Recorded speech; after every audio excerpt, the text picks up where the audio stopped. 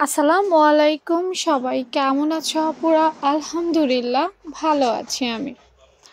আজকে তোমাদের সামনে নিয়ে হাজির হলাম একটা প্লাজো, যেটা আমার কাস্টমার আমাকে দিয়েছে।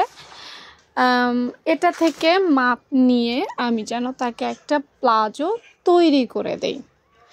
তো যেই কথা সেই কাজ, প্রথমেই প্লাজোটার লম্বার মাপ মেপে নিচ্ছি।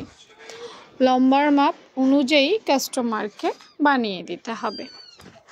লম্বার মাপ মাপার পর আমি যেটা করছি, দেখো, হাইয়ের মাপ নিচ্ছি। হাইটা মাঝখান বরাবর টেনে ধরে তারপর হাইয়ের মাপটা নেওয়া হচ্ছে। হাইয়ের মাপটা নেওয়া হয়ে যাওয়ার পর রানের পাশের মাপটা নিব।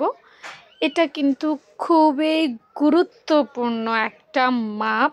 আমি এটা নিয়ে আরও ডিটেলসে তোমাদের সাথে পরবর্তী কোনো ভিডিওতে শেয়ার করার চেষ্টা করব, কারণ রানের মাপ ঠিকঠাক না নিতে পারলে তোমার কিন্তু সালোয়ারে টান খাবে। এরপর পর্যায়ক্রমে আমি আরও কিছু মাপ নেওয়ার চেষ্টা করছি। রাবারের মাপটা নিয়ে নিচ্ছি। ঠিক আমি যেভাবে ধরেছি সেভাবেই মাপগুলো নেওয়া হয়ে থাকে। এরপর কোমরের মাপটা নেওয়ার জন্য রাবারটা টান দিয়ে ধরেছি। এখন এই কোমরের মাপটা খুবই সতর্কতার সাথে নিতে হবে, কারণ দেখো রাবারটা খুব বেশি টানা যাচ্ছে না। তার মানে এইখানে টান দিয়ে ধরলেও সঠিক মাপ পাবো না।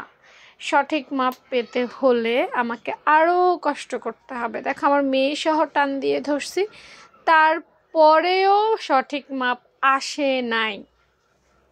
বুঝতে পেরেছ?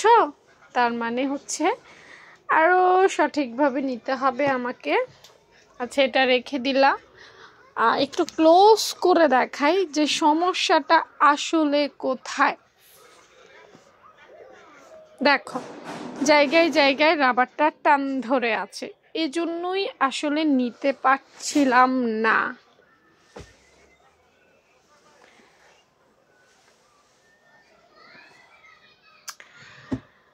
ওকে, এরপর আর কি মাপ আছে মোটামুটি আসলে শেষ। তেমন কোনো মাপ লাগে না। যে কয়টা মাপ নেওয়া দরকার আপু মোটামুটি নিয়ে ফেলেছি। এখন ভালো করে আবার সব কিছু চেক করছি।